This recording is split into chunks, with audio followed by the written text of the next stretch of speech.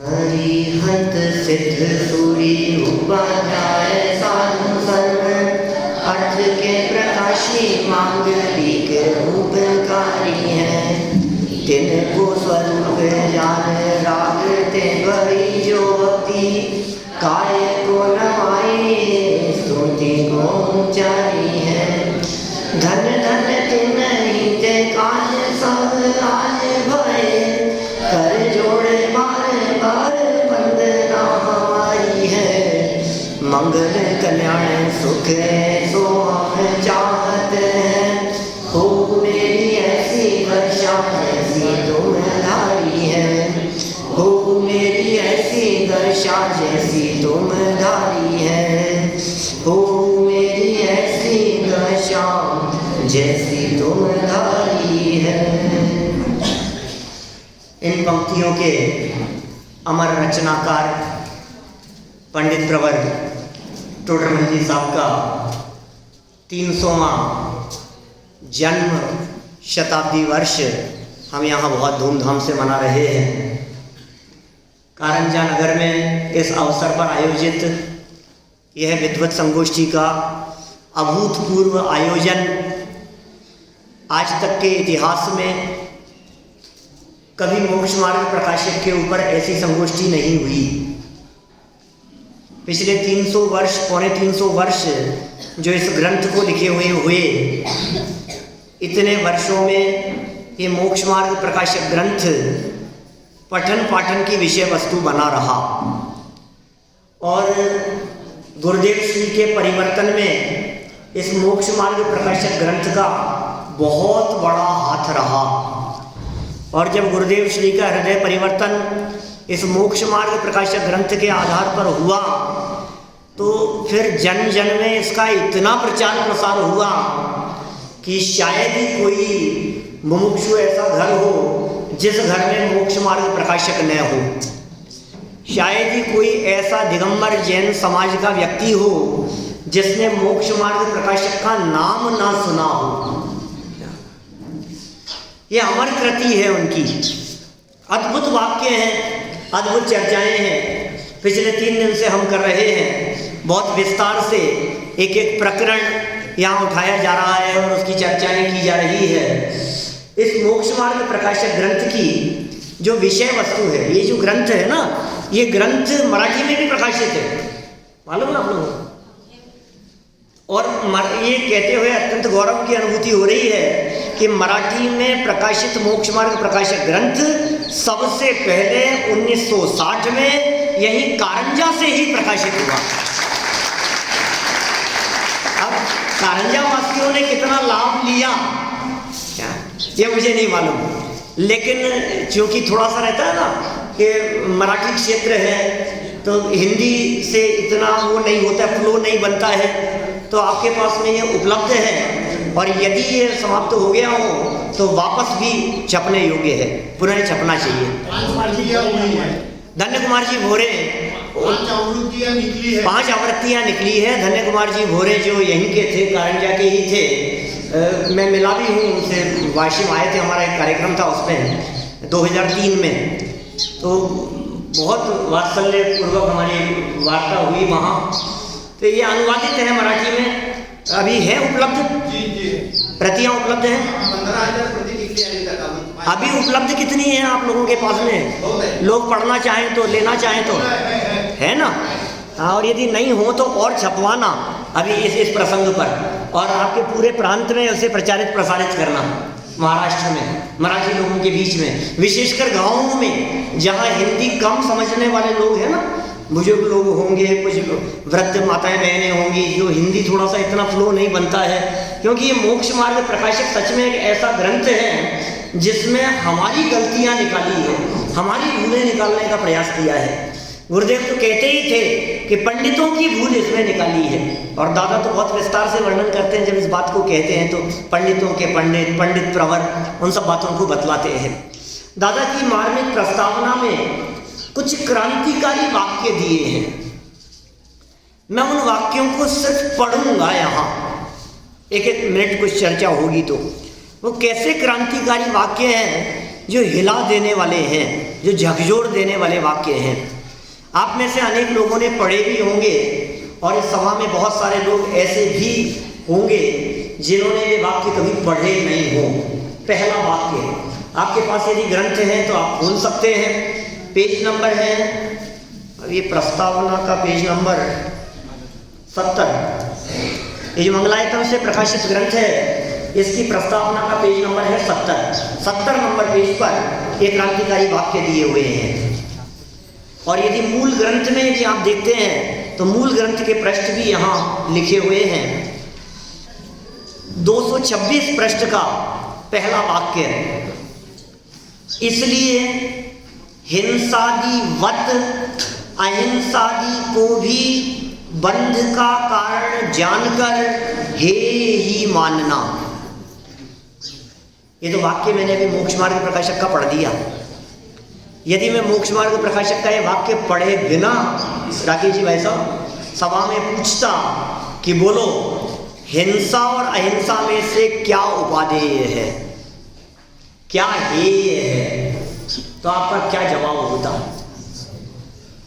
हिंसा तो हेय है और अहिंसा उपादेय है। दिल पर हाथ रख करके सोचना, आप यदि सत्य और असत्य में से यदि आपसे पूछा जाए कि सत्य बोलना चाहिए कि असत्य बोलना चाहिए, तो आप क्या जवाब देंगे?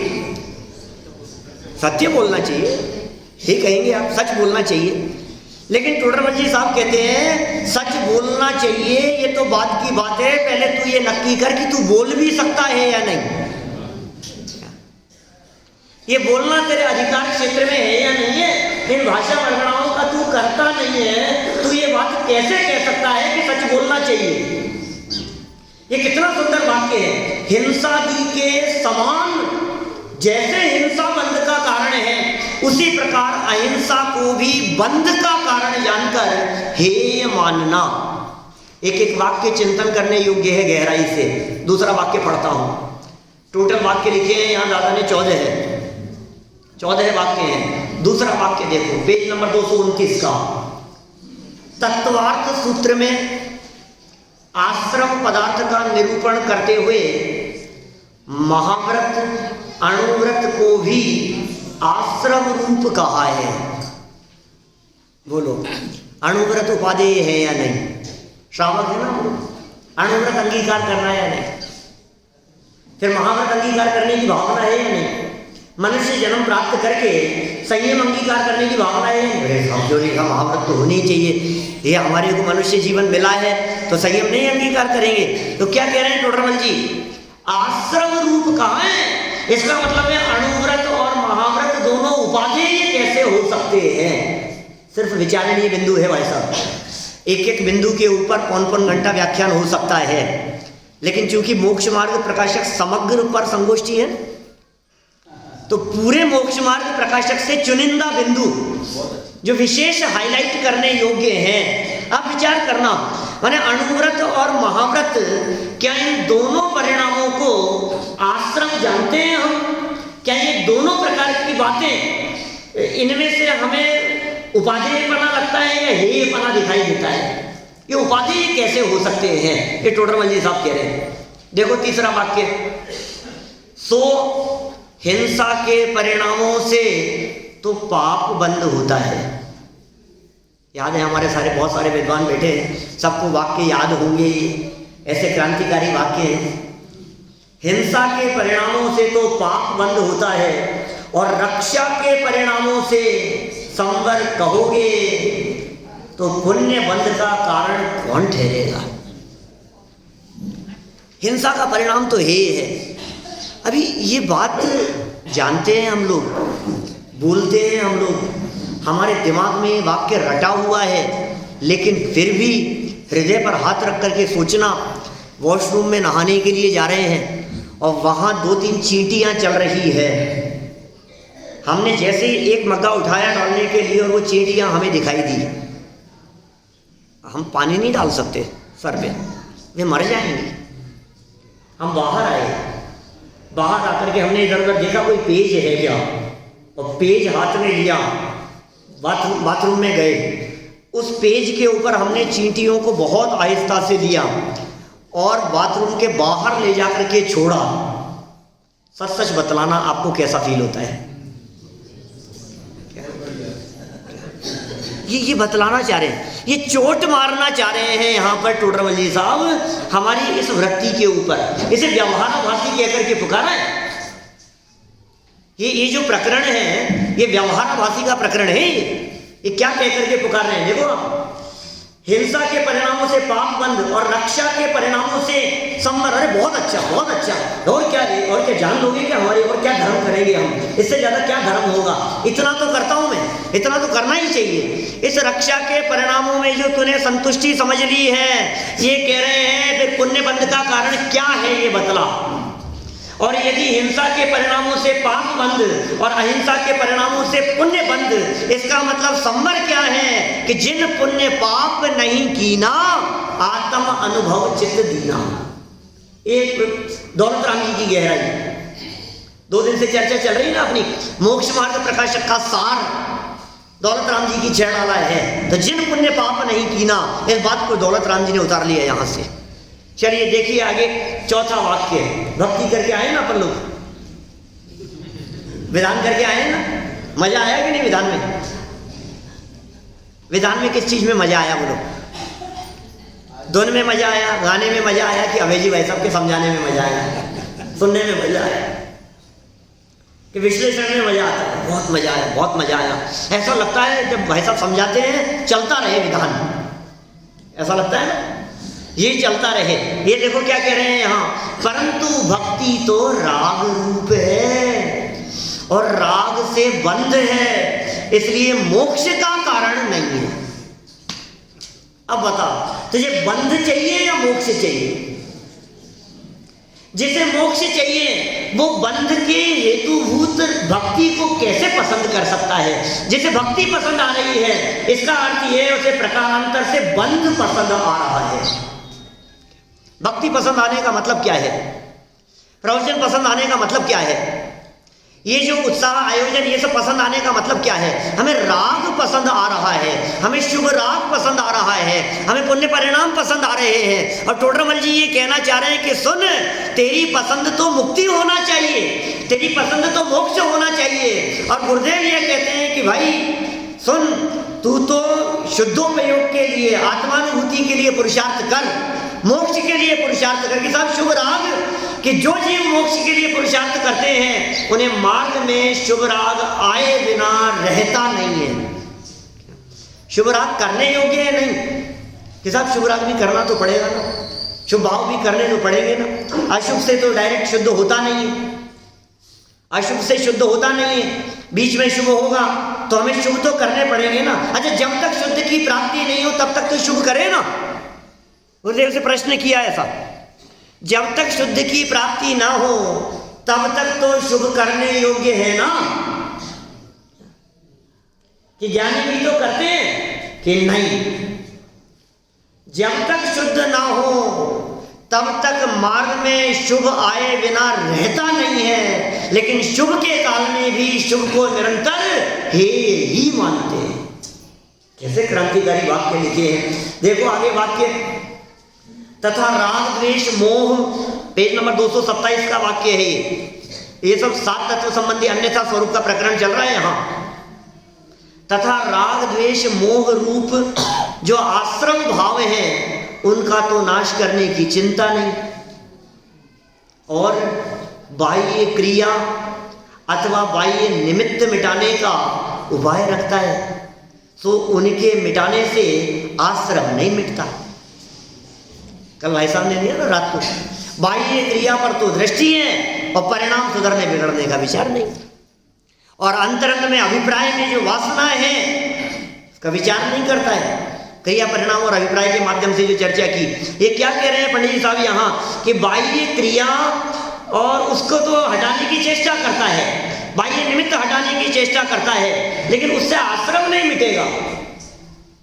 टीवी देखना बंद कर दिया, होटलों में खाना बंद कर दिया, यथवा तथवा प्रवृत्ति करना बंद कर दिया कि नहीं नहीं मुझे ये नहीं करना चाहिए, अरे ये पाप रूप है, ये नहीं करना चाहिए, ये नहीं करना चाहिए। तो बाह्य क्रिया को तो सुधारने की चेष्टा की, लेकिन पंडित जी साहब क्या कह रहे हैं कि भाई राग द्वेष मोह आश्रव भाव है, उनके मिटाने का तू प्रयास नहीं करता। और सुन, तू जो परद्रव्य को हटाने की चेष्टा कर रहा था ना, उसके संदर्भ में सुन क्या कहते हैं। 244 पृष्ठ पर, परद्रव्य कोई जबरन तो बिगाड़ता नहीं।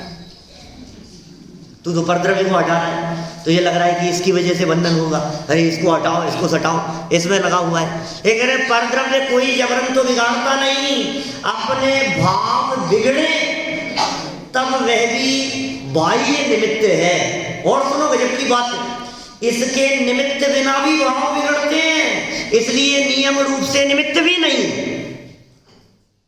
परद्रव्य निमित्त भी नहीं है, क्योंकि उसके बिना भी भाव बिगड़ते हुए दिखाई देते हैं, इसलिए उसे नियम भी नहीं बनाया जा सकता है। इस प्रकार परद्रव्य का तो दोष देखना मिथ्या भाव है, रागादि भाव ही बुरे हैं। और हमारी तो उंगली हमेशा दूसरों की तरफ उठती है, जब देखो तब दूसरों की गलती नजर आती है, इसने ऐसा कर दिया, उसने ऐसा कर दिया। ये कह रहे मिथ्या भाव है परद्रव्य के दोष देखना। और आगे चलकर के एक जगह पर तो ऐसा लिखा पंडित जी साहब ने कि तू स्वयं तो महंत बने रहना चाहता है और अपना दोष कर्माधिक पर लगाता है, सो ऐसी अनीति। पंडित भाई साहब कितना पेज नंबर? अभिनंदन जी भाई साहब 2 दिन से ऐसे पेज नंबर 9 से बतला रहे हैं। स्वयं तो मेहनत बने रहना चाहता है, मैं क्या करूं साहब, ऐसा ही कर्म का उदय है। कर्म के ऊपर दोष, अभी कर्म के ऊपर दोष लगाए उसको तो हम कहेंगे कि चलो थोड़ा बहुत समझदार है, पढ़ा लिखा है। कर्म के ऊपर दोष कौन लगाएगा? कर्म के ऊपर दोष वो लगाएगा जो व्यक्ति थोड़ा बहुत कर्म सिद्धांत के बारे में जानता होगा। वो कहेगा कि भाई मेरी कर्म का उदय है, क्या करूं, कर्म का उदय है, कर्म की वजह से ऐसा हो गया। अब विशेष रूप से स्वाध्याय सभाओं में लोग ऐसे दिखाई देते हैं, कर्म के ऊपर दोष लगाते हैं कि क्या करें पंडित साहब, ऐसे ही हमारे तो ज्ञानावरणी कर्म का उदय है तो हमारी याद ही नहीं रहता है हमारे को। तो किस पे दोष लगा रहा है? याद नहीं होता है, इसका दोष किसको दे रहा है? ज्ञानावरणी कर्म को। प्रवचन में नहीं आ रहे आजकल आप 2-4 दिन से, क्या करें पंडित जी साहब ऐसे ही अंतराय कर्म का उदय चल रहा है। थोड़ी सी कुछ बात कहो तो नहीं, आजकल तो असाता का उदय चल रहा है। माने स्वयं तो मेहनत बने रहना चाहता है, दोष असाता पर लगाता है, दोष अंतराय पर लगाता है, दोष ज्ञानावरणी आदि कर्मों के ऊपर लगाता है, तो कहता है मैं क्या करूं, मेरे हाथ में कुछ नहीं है। अभी सुनो, कर्म के ऊपर दोष लगाने वाले को ये कह रहे हैं ये मिथ्यात्व है, ये अपराध है। टोडरमल जी साहब ये कह रहे हैं कि कर्म का दोष नहीं है। अभी समाज की स्थिति ऐसी है कि कर्म भी समझ में आए तो थोड़े परिणाम मंद पड़ते हैं, लेकिन ये तो दोष दूसरों पर लगाता है। 311 नंबर पेज। अभी हम ये नहीं कह रहे हैं आपको, अभी क्या है स्थिति अपने हृदय पर झांक करके देखना। यदि हमने दूसरे के ऊपर दोषारोपण किया, भाई साहब की गलती से ऐसा हो गया, उनकी वजह से ऐसा हो गया, ये नहीं मानता है, इसने सारा प्रोग्राम बिगाड़ दिया, इसकी वजह से ऐसा हो गया, वो बीच में बोल लिया, इसको ऐसा नहीं बोलना चाहिए था, उसको ऐसा करना चाहिए था, तो भाई सुन, तू परद्रव्य के ऊपर लगा रहा है दोष। टोडरमल जी कह रहे हैं परद्रव्य तो छोड़, यदि तू कर्म के उदय के ऊपर भी दोष लगावे तो भी मोक्ष मार्गी नहीं हो पाएगा। माने पंडित जी साहब कितना गहराई में बैठ करके बात करते हैं और हम कितना ऊपर ऊपर जी रहे हैं, ये हमें अपने आप को टटोलना चाहिए। देखो आगे बढ़ते, समय सीमित है और वाक्य ज़्यादा है। 7 नंबर का वाक्य देखो, इसके अलावा भी मेरे को कुछ और बातें कहनी है। तथापि करें क्या? बोलो क्या कह रहे हैं पंडित जी? करें क्या? सच्चा तो दोनों नयों का स्वरूप भाषित हुआ नहीं, और जिन मत में 2 नए कहे हैं उनमें से किसी को छोड़ा भी नहीं जाता। इसलिए भ्रम सहित दोनों का साधन साधते हैं, वे जीव भी मिथ्या दृष्टि जानना। क्या दोनों का साधन साधते हैं? अब सोचो जरा, ये जो बहुत बारीक भूल है, और अभय जी वैसा बैठे हैं यहाँ, बहुत सुंदर ढंग से उभयावासी प्रकरण को लेते हैं। माने आप यदि देखेंगे तो वर्षों से हम व्याख्यान सुन रहे हैं, वर्षों से उभयावासी प्रकरण पढ़ रहे हैं, और हो सकता है उभयावासी प्रकरण के ऊपर वर्षों से व्याख्यान भी कर रहे हों, तथापि वो बात पकड़ में नहीं आती है, वो भूल अंदर अभिप्राय में यथावत बनी रहती है। दोनों को समान, दोनों भाई निश्चय श्रद्धांत तो इसका करना और प्रवृत्ति इसकी करना, ऐसा लगता है इसको। व्यवहार प्रवृत्ति करना, अब साहब ये प्रवृत्ति तो व्यवहार अनुसार होगी, श्रद्धा में तो बात निश्चय जैसी ही है, हूँ परमात्मा छू, ये तो श्रद्धा का विषय है, और प्रवृत्ति व्यवहार अनुसार होनी चाहिए। भाई उभयावासी कह रहे हैं, टोडरमल जी साहब कह रहे हैं उभयावासी है, मिथ्या दृष्टि ही जानना। आगे देखो, तो मोक्ष मार्ग दो नहीं है, मोक्ष मार्ग का निरूपण दो प्रकार है।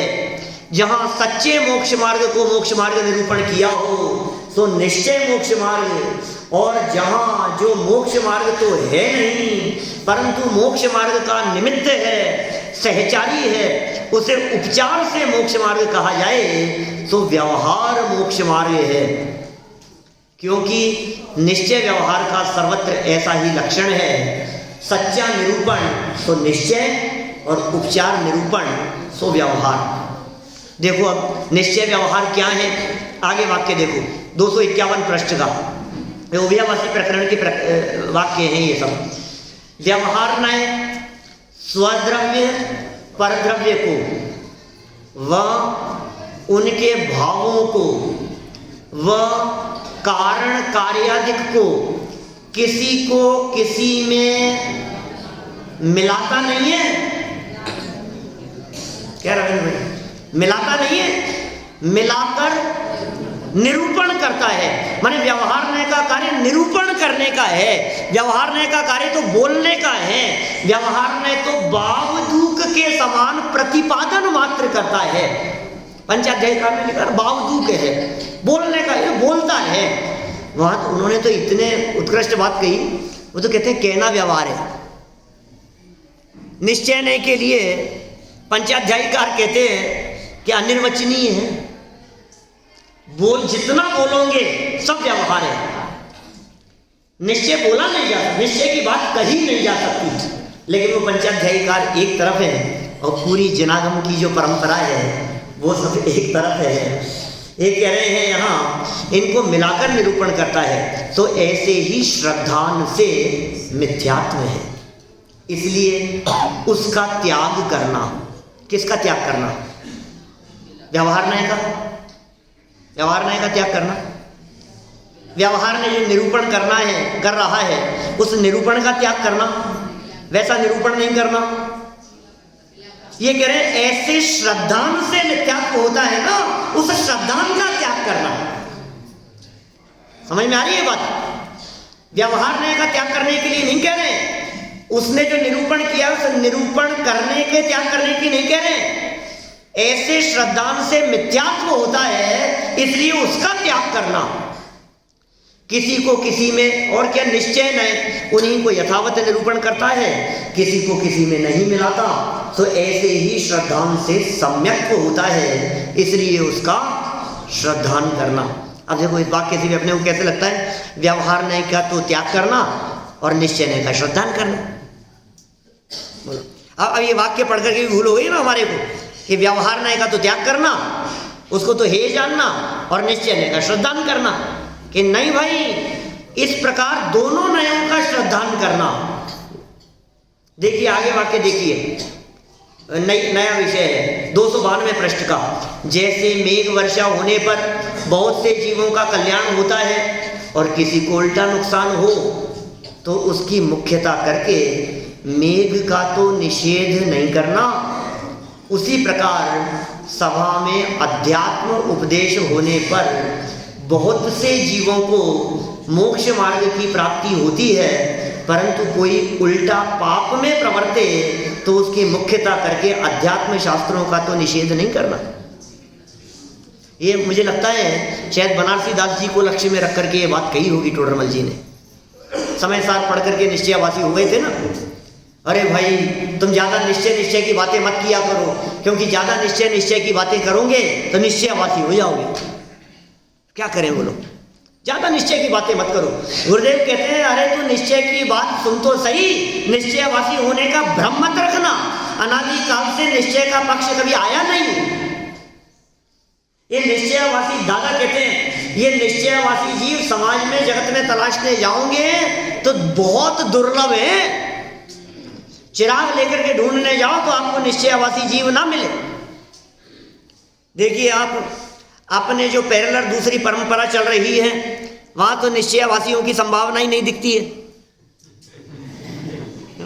ऐसा ही वहां निश्चयवासी थोड़ी ना मिलेंगे, तो निश्चयवासी कहाँ मिलेंगे बताओ? मुमुक्षुओं के बीच में मिलेंगे ना। अब बतलाओ अपने में से कौन ऐसा है जो रागादि सहित होने पर भी अपने को रागादि रहित मानता हो, चकमस्त होने पर भी अपने आप को केवल ज्ञान सहित मानता हो, वर्तमान में अशुद्धता होने पर भी अपने आप को शुद्ध मानता हो, सिद्ध समान शुद्ध ही अनुभव करता हो? कौन कौन है ऐसे निश्चयवासी? दिख रहे हैं आपको कोई यहाँ सभा में? दादा तो ऐसा सिद्ध करते हैं इस प्रकरण को कि हम सब व्यवहाराभासी है और पक्के व्यवहाराभासी है, क्योंकि हृदय में जो संतुष्टि है ना, ये सब करते हुए 3 दिन की संतुष्टि, ये गोष्ठी के बाद में आप कैसा फील कर रहे हैं? बोलो आलोक जी भाई साहब। अरे मजा आ गया, कितनी अच्छी गोष्ठी हुई। बोलो जितेंद्र जी, कितना अच्छा आयोजन, कितना लाभ मिला, बहुत अच्छा। ऐसे आयोजन होते रहने चाहिए। कि तुम्हारा प्रयोजन सिद्ध हुआ कि नहीं हुआ? इस आयोजन का प्रयोजन कैसे नहीं हुआ? इतने विद्वान आ गए, इतने लोग आ गए, इतनी अच्छी गोष्ठी हो गई, इतने लोगों ने लाभ ले लिया, यही प्रयोजन है? इसी का नाम प्रयोजन है? ये टोडरमल जी क्या दिखाना चाह रहे हैं? टोडरमल जी जिसको दिखाना चाह रहे हैं उसे देखा या नहीं देखा? हमने इस मोक्ष मार्ग प्रकाशक में टोडरमल जी को तो देखा, टोडरमल जी के व्यक्तित्व को तो देखा, टोडरमल जी की महानता को महसूस किया, टोडरमल जी के क्रांतिकारी दृष्टिकोण को महसूस किया, लेकिन टोडरमल जी जिसे दिखाना चाहते हैं हम उसे नहीं देख पाए, तो फिर क्या प्रयोजन की सिद्धि हुई? देखने की इच्छा भी नहीं है। कल शायद लिया था आपने समझ ऐसा कुछ। देखिए आगे चलते हैं अपन, 11 नंबर का है ना आगे। और तत्व निर्णय न करने में किसी कर्म का दोष है नहीं। ये वही वाक्य है जो अभी बोला था ना मैंने। तत्व निर्णय न करने में किसी कर्म का दोष है नहीं, तेरा ही दोष है। तू स्वयं तो मेहनत रहना चाहता है। अरे मैं क्या करूं साहब, मेरी कोई गलती नहीं है। जैसे कोई बच्चे करते हैं ना, छोटे छोटे बच्चे, मेरी कोई गलती नहीं है, पल्ला झाड़ देते हैं। इसी तरह से हमने दूसरे पर इल्जाम न लगाकर कर्म के माथे सारा इल्जाम मढ़ दिया। मैं क्या करूं, स्वयं तो मेहनत बने रहना चाहता है और अपना दोष कर्माधिक को लगाता है। तो जिन आज्ञा माने तो ऐसी अनीति संभव नहीं, लेकिन जिन आज्ञा माने तो, जिन आज्ञा मानता नहीं है ना। और देखो वाक्य, ये सब क्रांतिकारी वाक्य हैं। वात्सल्य अंग की प्रधानता से विष्णु कुमार की प्रशंसा की है। इस छल से औरों को ऊंचा धर्म छोड़कर नीचा धर्म अंगीकार करना योग्य नहीं है। लो, ऊंचा धर्म छोड़कर के नीचा कार्य क्या किया उन्होंने साहब? कौन सा नीचा कार्य कर दिया? विष्णु कुमार के संदर्भ में कह रहे हैं टोडरमल जी साहब। उस समय तो एक ही उदाहरण था टोडरमल जी के सामने विष्णु कुमार का, और अभी तो लाइन लगी है। सब छोड़ छोड़ करके कहाँ लग रहे हैं बोलो?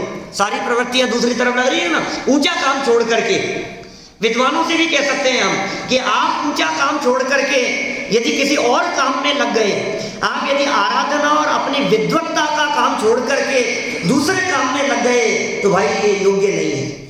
प्रवचन साहब 79 नंबर की गाथा की टीका में जैसे कहते हैं ना, परम सामायिक रूप शुद्धोपयोग रूप परम सामायिक की प्रतिज्ञा करके भी जो शुभोपयोग रूप धूर्त अभिसारिका के चक्कर में उलझ गया, उसके महा दुख संकट निकट है।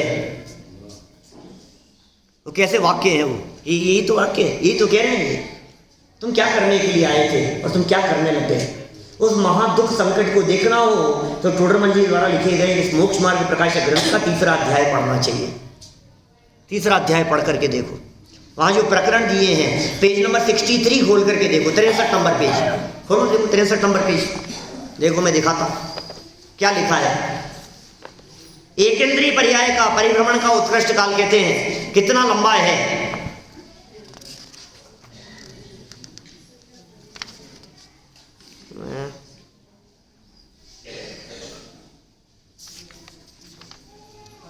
देखो नीचे असंख्यात पुद्गल परावर्तन, वो तो मुझे याद है, तो मुझे खबर है, मैं तो यहाँ पेज पढ़ करके दिखा रहा हूं।